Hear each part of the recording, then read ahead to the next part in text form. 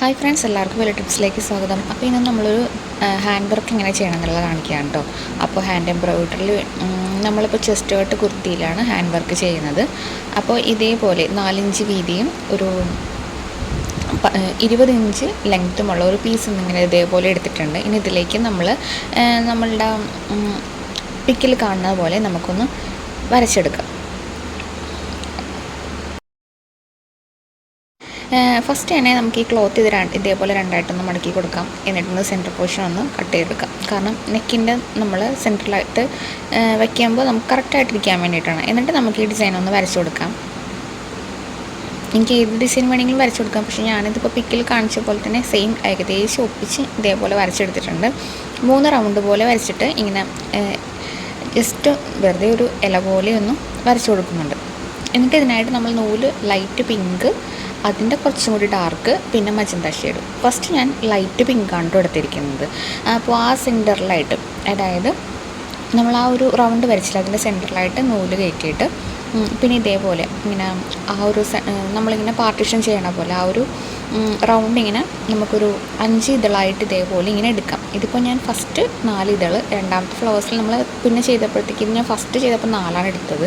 പിന്നെ നമ്മളിതിന് ചെയ്യുമ്പോൾ നമുക്ക് 5 എടുക്കാം. എന്നിട്ട് ഇതേപോലെ നമ്മളുടെ സൂചിയുടെ ബാക്ക് വശം വെച്ചിട്ട് ഇങ്ങനെ റൗണ്ട് ചെയ്ത് ഫസ്റ്റ് ആദ്യത്തെ നൂലിൽ ഇങ്ങനെ മേളിലേക്ക് എടുക്കുമ്പോൾ രണ്ടാമത്തേൽ വരുമ്പോഴത്തേക്കും നമ്മൾ താഴത്ത് കൂടി പിന്നെ മേളിൽ കൂടി അങ്ങനെ റൗണ്ട് ചെയ്ത് നമുക്കിതേപോലെ സ്റ്റിച്ച് ചെയ്തെടുക്കണം.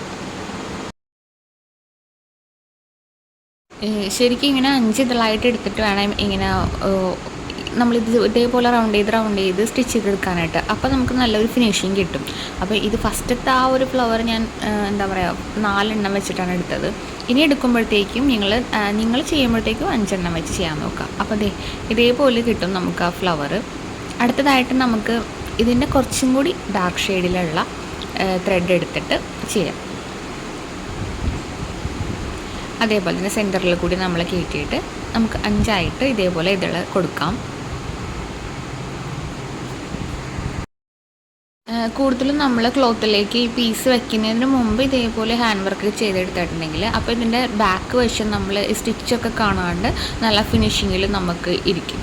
അപ്പോൾ കൂടുതലും നമ്മൾ അതായത് ടോപ്പ് സ്റ്റിച്ച് ചെയ്യണേക്ക് മുമ്പ് തന്നെ ഹാൻഡ് വർക്കൊക്കെ തീർത്തിട്ട് ലൈനിങ് പീസ് അറ്റാച്ച് ചെയ്തിട്ട് വേണം നമ്മൾ ടോപ്പിലേക്കൊന്ന് ആഡ് ചെയ്ത് കൊടുക്കാനായിട്ട്.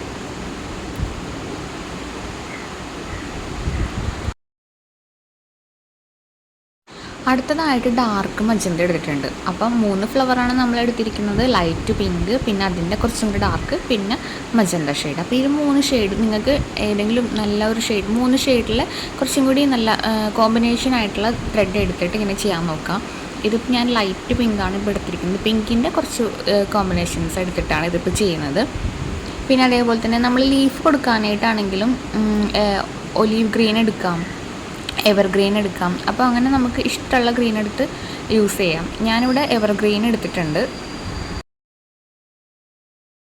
പിന്നെ അതേപോലെ തന്നെ നമുക്ക് ഫ്ലവേഴ്സ് ഇപ്പോൾ ഇങ്ങനെ ചെയ്യണം ഇല്ലയെന്നുണ്ടെങ്കിൽ വേറെ രീതിയിൽ നമുക്ക് ബട്ടൺ ഹോൾ സ്റ്റിച്ചൊക്കെ വെച്ച് നമുക്ക് അതങ്ങനെ ഫ്ലവേഴ്സ് ചെയ്ത് കൊടുക്കാം. ഇതിപ്പോൾ നമ്മളുടെ പിക്കിൽ കാണിച്ചിരിക്കുന്നത് ഈ ഒരു ഫ്ലവേഴ്സാണ്. അപ്പോൾ അതനുസരിച്ചാണ് ഇപ്പോൾ ഞാനിങ്ങനെ ഇതേപോലെ റൗണ്ട് ചെയ്ത് സ്റ്റിച്ച് ചെയ്തെടുക്കുന്നത്. കണ്ടോ, താഴത്തെ നമ്മൾ ആ ഒരു ലൈൻ കൊടുത്തില്ലേ, അപ്പോൾ ഫസ്റ്റത്തെ ലൈനിൽ കൊടുത്ത ത്രെഡ് താഴത്ത് കൂടി എടുത്ത് പിന്നത്തെ കൊടുക്കുമ്പോൾ മേളിലേക്ക് എടുത്ത് അങ്ങനെ ചുറ്റി ഇത് തന്നെ നമ്മൾ റിപ്പീറ്റ് ചെയ്ത് ലാസ്റ്റ് വരുമ്പോഴത്തേക്ക് നമുക്ക് ഫിനിഷിംഗ് ആയിട്ട് നല്ലൊരു പൂവായിട്ട് കിട്ടും. അത് ബാക്കിൽ കെട്ടിയിട്ട് കൊടുത്തു. കണ്ടോ, അപ്പോൾ ഫ്ലവേഴ്സ് കഴിഞ്ഞു. അടുത്തതായിട്ട് നമ്മളിപ്പോൾ ഇനിയിപ്പോൾ ലീഫിൻ്റെ ഇതൊക്കെ നമ്മൾ ചെയ്ത് കൊടുക്കുകയാണ്. അതിനായിട്ട് ഞാനിവിടെ എവർഗ്രീൻ കളറുള്ള ത്രെഡാണ് എടുത്തിരിക്കുന്നത്. ഇതേപോലെ നമ്മൾ റണ്ണിങ് സ്റ്റിച്ച് ആദ്യം കൊടുത്തു. റണ്ണിങ് സ്റ്റിച്ച് ഇത് കൊടുത്തിട്ട് പിന്നെ നമ്മൾ സൂചിയുടെ എൻഡിങ്ങിൽ എടുത്തിട്ട് കണ്ടോ ഇതേപോലെ ഇങ്ങനെ ചുറ്റി എൻ്റെ നൂലിൻ്റെ താഴത്ത് കൂടി ഇങ്ങനെ ചുറ്റി വരുമ്പോഴത്തേക്കും നമുക്ക് ആ ഒരു ഫിനിഷിങ് കിട്ടും നമുക്ക്. എന്നിട്ട് നമുക്ക് ലീഫൊക്കെ നമ്മളുടെ ഐഡിയയിൽ നമുക്ക് ഇതേപോലെ ചെയ്ത് കൊടുക്കാം. നിങ്ങൾക്ക് കുറച്ചും കൂടി തിക്കായിട്ടുള്ള ലീഫും കാര്യങ്ങളൊക്കെ വേണമെന്നുണ്ടെങ്കിൽ അതനുസരിച്ച് വരച്ചിട്ട് അങ്ങനെ ചെയ്ത് കൊടുക്കാം.